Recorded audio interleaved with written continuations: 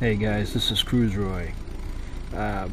Just wanted to show you, it's been about 10 months for me flying helis with, I started out with a Honeybee and a U-Fly and pretty much all the little ones. I got a small Walkera V120 DO1, but the most stable I've ever had is the 450.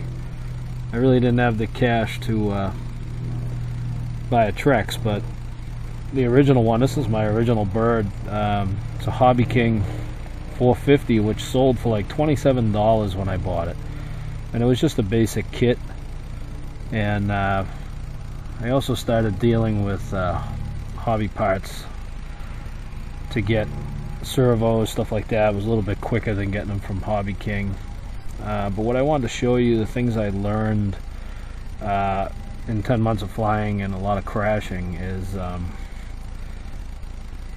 you really need a good gyro.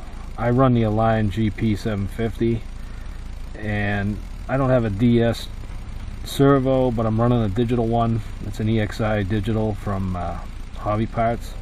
Keep the cost down. But a good gyro is very important. If you got a crappy gyro, you're going to be not really happy with this hobby, and you'll take one of these and throw them in the trash. Trust me, I've been there. Also, the Hobby King 450 comes all plastic.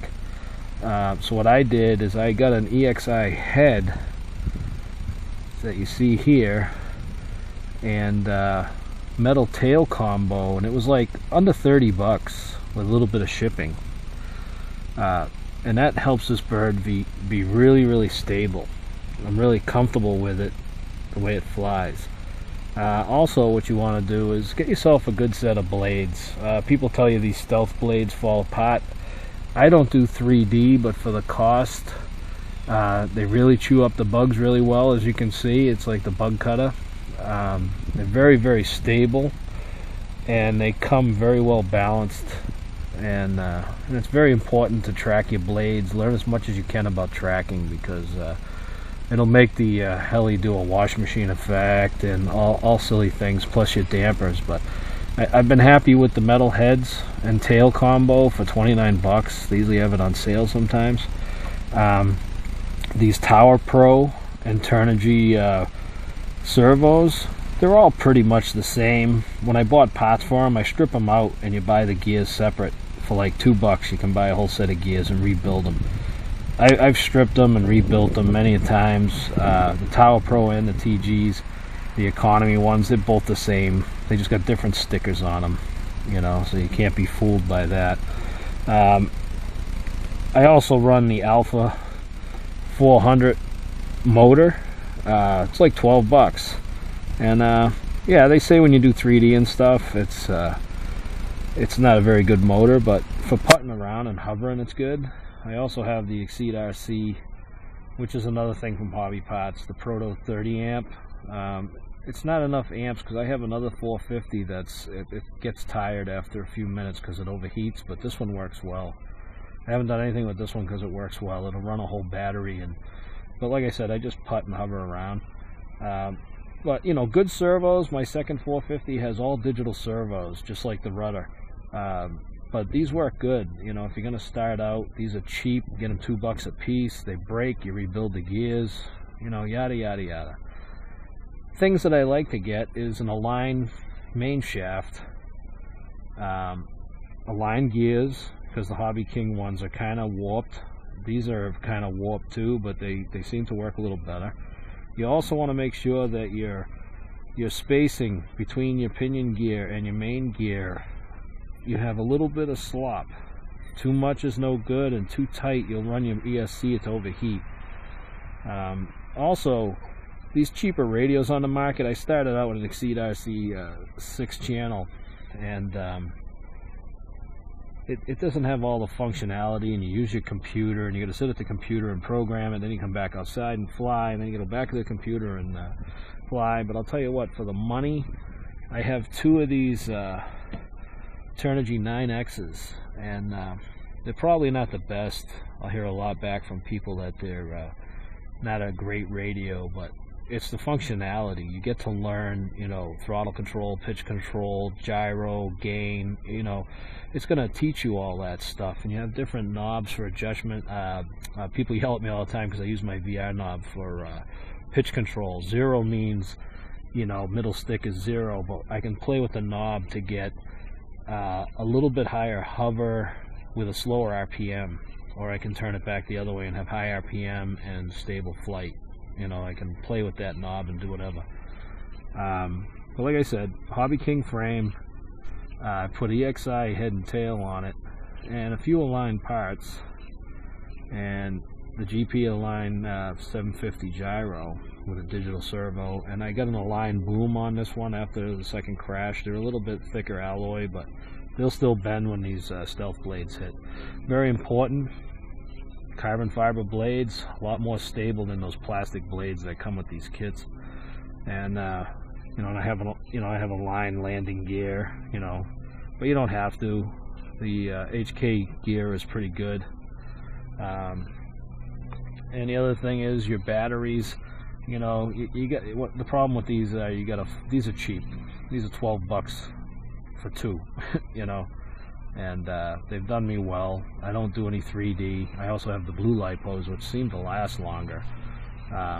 But you know, get some Velcro on the batteries, Velcro on your battery pad, you know. And but that's not all it. You just don't want to rely on that, because trust me, I started doing some pitch pops and I lost the battery, and that didn't turn out well.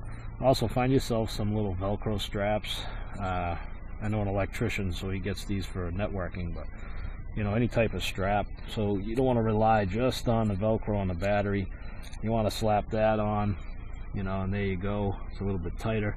Like I said, the Turnigy 9X has all functionalities of the big time radios. At least you get the train on it, and it's not a bad radio.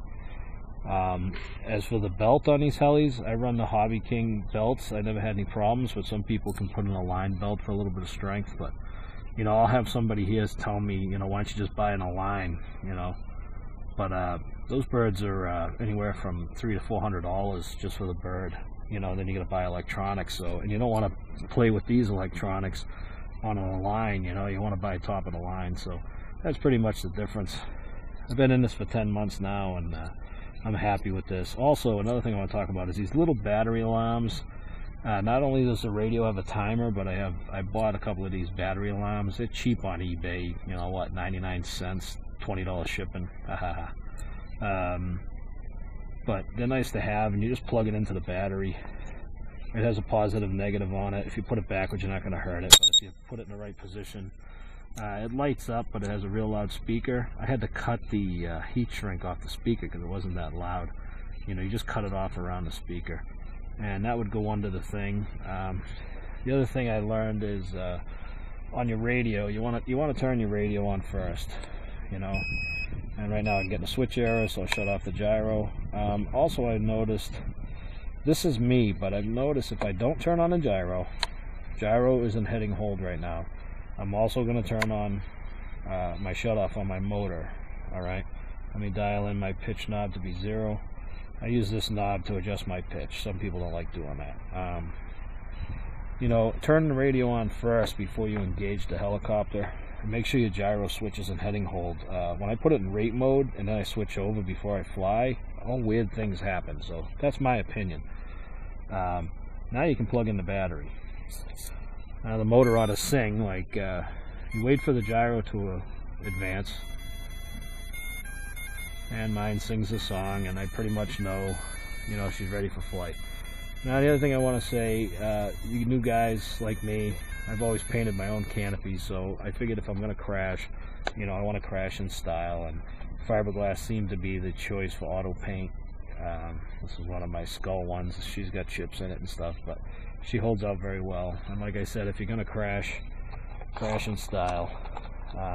Now that everything's adjusted, your motor's off, your radio's on, now you can proceed to put your canopy on. Some people do it so where they have a switch they can turn it on, so they're not doing this, and it doesn't involve taking the canopy off. But there you go. You know, she's a cheap little bird. what I'm going to show you now is kind of a few things. I can't do nose in flight yet. I mean, I can, but I'm staying away from that right now. Today's kind of windy. But a few things you newbies should learn is you basically want to learn hover. And to me, rule number one, make sure your antenna's up. I had my other bird crash because my antenna was up, and I think it was that. Now I can turn my motor on, leave the gyro alone, and a lot of it's set up on the radio and also your swash plate and everything on your bird, but that was, everybody knows how to find that on the forums. But see, and it's pretty windy today. Not a good idea for a noob to come out in the wind because these things can be very uncontrollable. What I want to show you is, and also when you set up your ESC, see how my bird's starting really slow? You want to make sure she starts slow, because if they start fast, that's tearing up belts, gears, and all of that. You really don't want to go into idle up unless you're floating. Now also I want to say is, always nose away from you, because if you try to take off nose in and you don't know what you're doing, you're going to crash. I can almost guarantee it. So nose away from you. You can lift off. Alright, and a lot of times you just want to practice close hovering. Don't get too close, but you know, keep it about 20 feet away from you. I'm only doing this because I'm filming it. So you got direct hover, which I'm having a little difficulty because of the wind. But look how stable that is for a piece of, you know, it's pretty much a cheapo bird, but she's my favorite. And if there wasn't any wind, I could pretty much let go of the radio, but the wind's blowing it towards me. Alright, there's the wind again. See, now that's what I mean by wind. If you're trying to fly and you're new, do not fly out in the wind. You're going to total your bird and the parts start getting expensive. So wait for a nice calm day. I'm waiting for it to slow down here a minute and I can show you. So what I did was I do nose out, or tail in hovers they call them. And then what you need to try to do first is maybe some side hovers where you turn the bird to the side, which I'm not going to do right now because I'm getting some really serious wind here.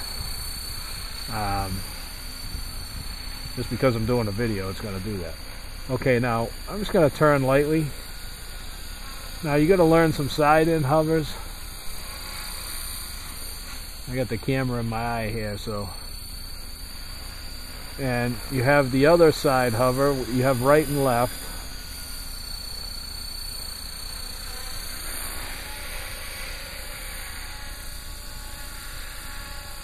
And that would be a side hover there you want to practice, but don't start it right away. The first thing you want to do is just keep that bird in front of you.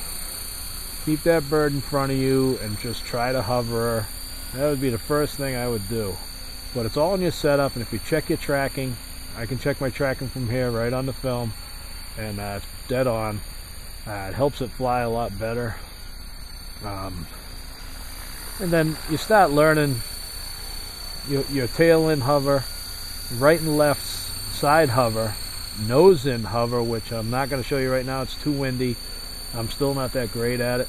But what's weird is you'll start getting into like a pyro. What a pyro is just spinning the bird, you know. And I'll tell you, the few times that I did it first off, I ate my blades right into the ground. And if you're using carbon fiber blades, that can get expensive. But like I said, I found these stealth blades. Sometimes you find a deal where you buy one pair and get the second pair for $1 or something. And but you know, like I said, hover away. It's all light movements on the sticks too. You got to be very careful. When I first started, I'm jamming the sticks left, right, forward, and that doesn't work out well. But all light movements. And if you have your heli stable enough, if it's set up properly, if it gets into a jam, you let go of the sticks. You know, and then she might just straighten out a little bit. She won't crash, but